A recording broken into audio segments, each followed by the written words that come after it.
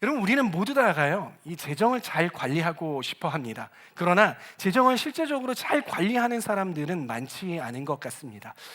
재정을 잘 관리하지 못하는 사람들의 특징이 있더라고요. 공통점이 있더라고요. 그것은 무엇이냐면요, 재정을 어떻게 하는 것이 잘 관리하는 것이다라는 그러한 원칙이 없다는 것입니다. 그래서 내가 재정이 별로 없을 때에는요, 점점점 궁핍해지고요, 내가 재정이 많을 때에는요, 재정이 인컴이 많이 들어오잖아요. 인컴이 많이 들어올 때는 그것을 잘 관리하지 못한다라는 그런 특징을 가지고 있다는 것입니다. 그러나 재정을 잘 관리하는 사람들에게도요, 공통점이 있어요. 그것은 무엇이냐면요, 재정을 어떻게 대해야 하는가에 대한 원칙이 명확하다라는 것입니다.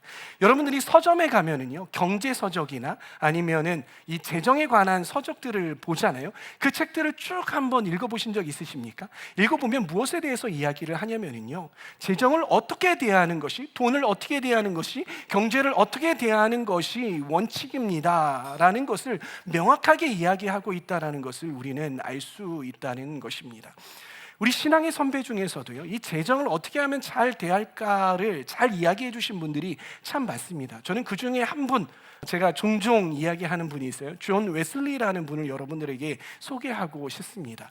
이 존 웨슬리가요, 이 재정 원칙, 우리가 재정을 어떻게 관리해야 하는가에 대한 원칙을 말씀하셨는데 세 가지로 말씀을 하셨어요. 그 중에 첫 번째는 무엇이냐면요, earn all you can. 그러니까 이 말은 무엇이냐면 벌 수 있을 만큼 최대한 벌어라라는 이야기죠. 그리고 두 번째는요, save all you can. 여러분들이 저축할 수 있는 만큼 최대한 저축하라라는 이야기예요. 그리고 세 번째는요, give all you can. 여러분들이 나눠줄 수 있을 만큼 최대한 나누어 주십시오라는 것이 원칙이에요. 오늘 말씀은 이것을 토대로 함께 나누어 보려고 하는데요, 우리 첫 번째 earn all you can, 벌 수 있을 만큼 최대한 벌으십시오에 대해서 먼저 이야기를 해보고자 합니다. 제가 전에 이 노동에 대해서, 일에 대해서 설교한 적이 있습니다. 그때 제가 뭐라고 말씀을 드렸습니까? 노동은 저주이다? 아니다. 노동은 하나님께서 우리에게 주신 축복이다라는 것이에요. 우리가 노동을 할 때에는 청지기로서 하나님께서 주신 재능과 이 기회들을 잘 활용을 해서 일해야 한다, 노동해야 한다라고 말씀을 드렸어요. 그러면 이 노동을 할 때 돈은 무엇이냐? 돈은 우리가 그렇게 성실하게 하나님 앞에서 청지기로서 일을 할 때에 우리에게 자연스럽게 오는 그러한 수익이다, 그것이 돈이다라고 말씀을 드렸습니다. 따라서 우리가 일을 할 때는요, 성실하게 일함으로 말미암아 소득을 창출해야 한다는 것입니다. 그런데 오늘 이 말씀, 이 첫 번째 원리가 뭐였냐면 earn all you can, 이 벌 수 있을 만큼 최대한 벌어라라는 이 말은요, 이 이야기를 들으면 이 수단과 방법을 가리지 말고 비도덕적일지라도, 비윤리적일지라도, 그리고 비양심적일지라도 돈을 많이 벌어라라는 그런 이야기로 들려질지 모르겠습니다. 그렇게 오해할 수도 있을 것 같아요. 그런데 이 말은 어떠한 이야기냐면요, 여러분, 무리해서 일하라는 이야기가 아니라는 것이에요. 오히려 많은 액수를 벌기 위해서 여러분들이 노동을 하고 돈을 벌라는 이야기가 아니라, 일하는데 최선을 다하여서, 청지기로서 일하는데 최선을 다하여서 효과적으로 일을 하라라는 그러한 이야기입니다. 그래서 여러분들에게 권면하는 것은 무엇이냐면요, 여러분, 부자가 되십시오. 그러나 여러분, 부자가 되기 위해서 노력하지 마십시오. 여러분, 이 말이 무슨 뜻인지 이해하시겠습니까? 부자가 되십시오. 그러나 부자가 되려고는 하지 마십시오. 이 말이 무슨 뜻인지 이해하시겠습니까? 디모데전서 6장 9절에서부터 10절까지 말씀을 함께 읽어보도록 하겠습니다. 읽습니다. 시작. 그러나 부자가 되기를 원하는 사람은 유혹과 올무와 여러 가지 어리석고도 해로운 욕심에 떨어집니다. 이런 것들은 사람을 파멸과 멸망에 빠뜨립니다. 돈을 사랑하는 것이 모든 악의 뿌리입니다. 돈을 줬다가 믿음에서 떠나 헤매기도 하고 많은 고통을 겪기도 한 사람이 더러 있습니다. 여러분, 부자가 되는 것과 그리고 부자가 되려고 하는 것은 어떻게 보면 똑같은 말일지 모르겠지만요, 여기에는 큰 차이가 있습니다. 이 부자가 되는 것은 무엇이냐면요, 성실하게 일하다 보니까 무엇이 쌓입니까? 그 일한 것을 대가로 받는 돈이 나에게 들어오게 되는 것이요, 그것들이 쌓이게 되는 것이에요. 그런데 이 돈을 어떻게 합니까? 잘 관리하는 거예요. 잘 관리하다 보니까 내가 뭐가 됩니까? 부자가 되는 것이에요. 그런데 이 부자가 되려고 하는 사람은 어떠한 사람이냐면요, 이 사람의 초점이 무엇이냐면 청지기로서 하나님께서 나에게 주신 것들을 잘 관리해야지라는 그러한 것에 초점이 가 있는 게 아니라 내가 최대한 돈을 많이 소유해야겠다라는 그곳에 초점이 가 있다라는 것입니다. 즉 돈이 수단이 아니라 목적이 될 때에 이러한 현상이 일어나는 것이죠. 디모데는요, 이러한 현상들, 돈이 수단이 아니라 목적이 되는 이러한 현상들을 경고하고 있는 것입니다. 우리 잠언 13장 11절 말씀을 함께 읽어보도록 하겠습니다. 시작. 부정하게 모은 재산은 줄어들고 차근차근 모은 재산은 늘어납니다. 여러분, 이 말씀을 여러분들이 잘 기억하시기를 소망합니다. 여러분, 두 번째 원리는 무엇이냐면 바로 save all you can, 그러니까 여러분들이 저축할 수 있는 만큼 최대한 저축하십시오라는 이야기인 것이, 여러분, 우리가요 돈을 잘 벌기도 해야 되겠지만은요, 우리는 돈을 소비도 잘 해야 합니다. 왜냐하면은요, 여러분들이 한 1년에 연봉이 얼마가 되고 싶습니까? 1억입니까? 얼마가 되고 싶으세요? 네? 5억. 아, 좋습니다. 5억. 어차피 던지는 것이잖아요. 한번 던져보세요. 5억. 10억 누굽니까? 10억. 또 20억, 30억, 50억, 100억 이렇게 벌고 싶지 않습니까? 손흥민이 얼마 벌어요, 연봉? 몇백억 되지 않습니까? 그냥 여러분들이 돈을 그렇게 번다고 할지라도요, 여러분들이 그렇게 돈을 번다고 할지라도 여러분들이 돈을요 막 흥청망청 쓰는 거예요. 내가 연봉이 한 10억인데 내가 페라리를 한번 타봐야 되겠어 해가지고 페라리 하나 사면은 싹 날아가 버리는 거잖아요. 여러분들이 이렇게 소비를 잘못하면은요, 여러분들 패가망신할 수 있게 되는 것입니다. 그러기에 우리는 돈을 잘 써야 되는 거예요. 그렇다면 우리는 돈을 어떻게 잘 쓸 수 있을까? 돈을 잘 쓰기 위해서는요, 원칙이 있어야 되는 것이에요. 여러분, 돈을 잘 쓰기 위해서 어떤 원칙이 필요할까요? 제가 여러분들에게 제안하는 바는 need와 want의 원칙입니다. 이 말이 도대체 무슨 말일까요? 여러분들이 휴대폰을 산다고 생각을 해봅시다. 휴대폰을 살 때에 이것이 필요해서 사는 것인지 아니면 내가 원해서 그냥 사고 싶어서 사는 것인지 우리는 분별해야 한다는 것입니다. 여러분, 이게 무슨 이야기인지 이해하시겠습니까? 예를 들면은요, 남자들은 뭘 사고 싶습니까? 뭐 여러 가지 사고 싶지만, 집도 사고 싶지만, 요즘 청년들이 가장 사고 싶은 게 남자들이 사고 싶은 게 아마 자동차일 것이.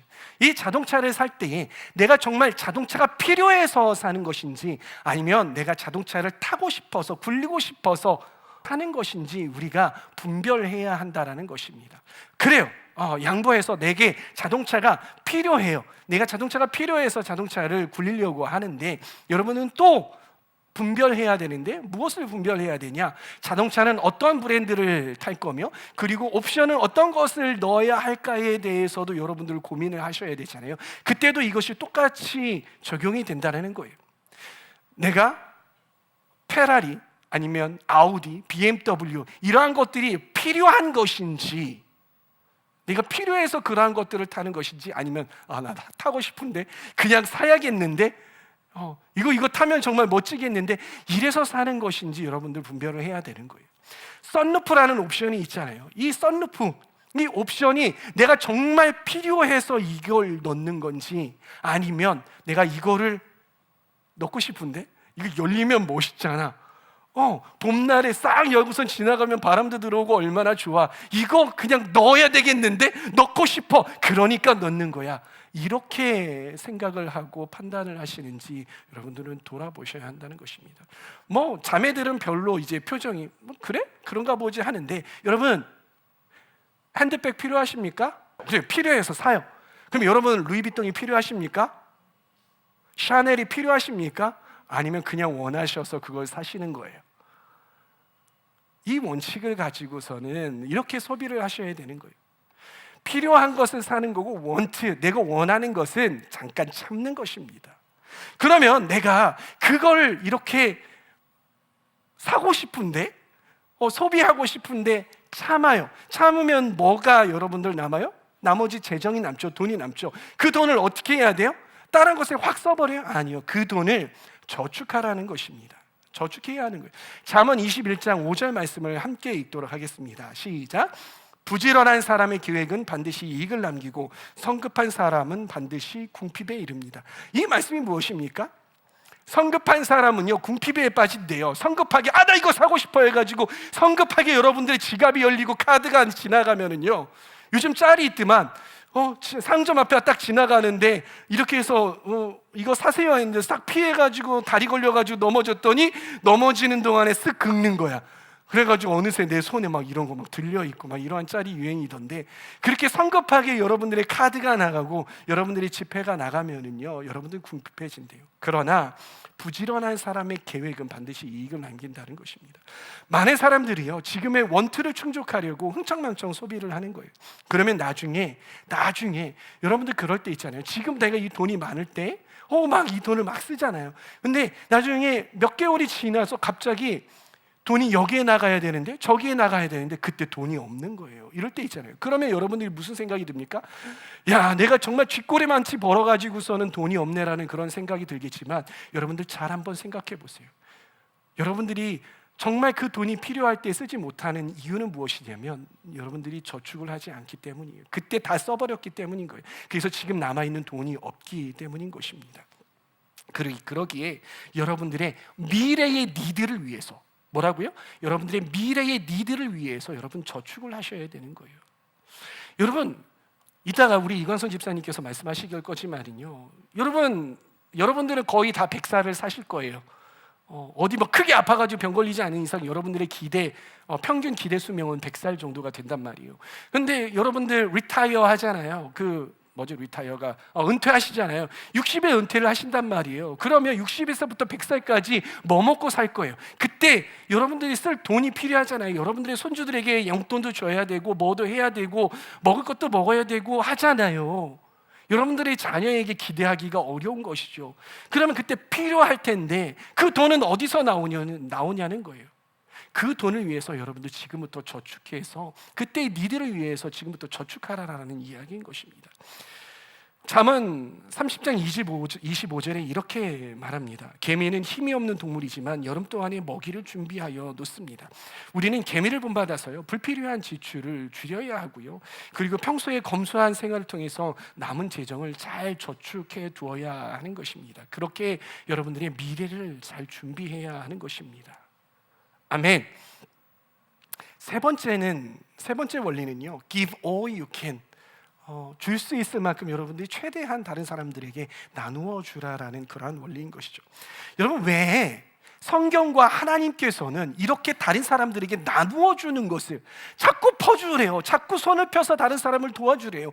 왜 이런 것들을 강조하실까요? 그것은 첫 번째, 하나님은 우리가 다른 사람들에게 이렇게 나누어 줄 때에 우리가 하나님의 말씀에 순종하는 줄을 아시고 또 인정하시기 때문인 것입니다.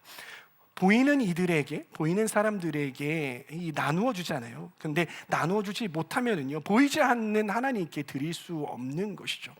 그리고 두 번째는요, 나눔을 통해서 하나님의 성품을 우리는 닮을 수 있기 때문인 것이에요. 하나님의 성품이 무엇입니까? 하나님께서는 우리에게 주시기를 기뻐하시는 그러한 성품을 가지고 있다는 거예요. 따라서 그 성품대로 우리가 다른 사람들에게 나누어 줄 때에 하나님의 성품을 우리가 배울 수 있는 것이고, 하나님의 성품대로 살아갈 수 있는 것이고, 그렇게 성숙되어질 수 있기 때문인 것입니다. 그리고 세 번째는요, 나눔을 통해서 우리의 신앙의 공동체가 더욱더 하나 될 수 있습니다. 그리고 우리의 신앙의 공동체가 더욱더 힘을 발휘할 수 있게 될 수 있다는 것입니다. 그렇게 우리는 나누어야 하는 것이죠. 다른 사람에게 나누어 주는 행위, 예를 들어서 여러분들에게 여러분들의 물건이나 아니면 여러분들의 돈을 다른 사람들에게 나누어 줄 때, 그리고 다른 사람에게 기부하거나 이러한 행위, 그리고 구제 헌금하고 공동체 하는 헌금을 할 때에 하나님께서는요, 그 행위를 보고 계신다라는 사실을 여러분 기억하시길 바랍니다. 이러한 행위는요, 단지 물질적인 그러한 나눔을 넘어서 하나님의 사역에 동참하는 행위라는 것 여러분들 기억하시기를 바랍니다. 그래서 디모데전서 6장 17절에서 19절까지의 말씀을 다시 한번 크게 여러분들만 읽어보도록 하겠습니다. 시작. 네, 이 말씀을 보면서 우리가 다른 사람에게 그리고 하나님께 드리는 이러한 행위가 너무 인색하지는 않았는가 돌아보면 좋겠습니다. 제가 아내와 연애할 때의 일이었습니다. 제가 아내와 함께 저쪽 천호동에서부터 이 부천까지 전철을 타고 오고 있었어요. 앉아서 전철을 타고 오고 있었는데 갑자기 이 선글라스를 끼신 분이 지팡이를 들고 그리고 바구니 하나를 들고 이렇게 돌아다니시면서 이 종이 쪽지 하나를 무릎 위에 이렇게 올려놓고 다니시는 거예요. 근데 제가 그 종이를 봤어요. 종이를 봤더니 거기에 뭐라고 쓰여져 있냐면, 제가 눈이 잘 보이지 않아서 생기가 너무나도 어렵습니다, 도와주십시오라는 글이 써져 있어요. 그러면서 그분이 이렇게 돌아다니시면서 이 바구니를 사람들 앞에 이렇게 들이밀면서 들이밀고 있는 거예요. 무슨 이야기예요? 돈 좀 주십시오라는 이야기이겠죠. 여러분들 그런 경험 있으시지 않습니까? 저는 그 전에 어떠한 경험을 했었냐면요, 그렇게 그러시는 분에게, 제가 학생 시절이었기 때문에 그러시는 분에게 제가 이 큰 돈을 한 5만 원인가를 그분에게 드렸어요. 마음이 막 감동이 돼가지고 그 돈을 바구니에다 넣었어요. 그러면서 나는 줬어, 나는 다른 사람에게 이 도움이 되는 그런 행위를 했어, 하나님 기뻐하시겠지라는 그러한 생각이 들었단 말이죠. 근데 한 몇 정거장 지나서 전철에서 내려서 이렇게 올라가는데요, 그 사람이 너무나도 잘 보는 거예요. 너무나도 계단을 성큼성큼 잘 올라가는 거예요. 이렇게 봤더니 잘 보고 잘 올라가더라고요. 너무 실망이 되었던 거예요. 그래서 제가 이거 이렇게 주면 안 되겠구나, 다스 부질없는 생각이구나, 그러한 생각이 들었어요. 그 생각이 그때 기억이 확 떠오르는 거예요. 그래서 제가 제 아내에게 핀잔을 줬어요. 저 사람 다 보인다고, 저거 다 쇼하는 거라고, 저거 주면 위에 사람이 다 걷어먹는 거라고, 주지 말라고, 근데 왜 주냐고. 제 아내가 거기다 돈을 집어넣는 거예요. 핀잔을 왜 주냐고 그렇게 이야기를 한 거예요. 그랬더니 제 아내가 저한테 뭐라고 하는 줄 아세요? 제가 그 말을 듣고 충격에 빠졌어요. 제 아내가 하는 이야기가, 그건 나에게 중요하지 않아. 왜냐면 하나님께서 나에게 마음을 주셨고 나는 그 마음에 따라서 이 사람에게 줬어. 이 사람이 보이건 안 보이건 나는 그게 중요하지 않아. 그런데 하나님께서 내가 그 사람에게 주는 행위를 기뻐하시기 때문에 난 그거로 만족해. 그리고 만약에 그 사람이 볼 수 있다 하더라도 오죽 힘들었으면, 오죽 그 거리가 없으면, 먹고 살 거리가 없으면 그 일을 하겠어. 그래서 괜찮아라고 이야기를 하더라고요. 순간 뒤통수를 누가 빵 때리는 것 같았어요. 연애할 때였는데 제 아내에게 얼마나 부끄럽던지. 이처럼 우리가 다른 사람을 향해서 그러고 있지는 않은지, 헌금할 때 우리의 마음이 그러지는 않은지 돌아보기를 바랍니다. 말씀을 마무리합니다. 저는 저와 여러분들이 성실하고 정직하게 돈을 많이 벌 수 있기를 축복합니다. 그리고 그 돈을 잘 관리할 수 있기를 또 축복합니다. 또한 그 재정을 다른 이들에게 풍성히 나누어 줄 수 있기를 바랍니다. 그런데 여러분들에게 돈이 많다고 해서, 그리고 여러분들에게 돈이 없다고 해서 돈에게 여러분들의 마음을 빼앗기지 않기를 진정으로 소망합니다.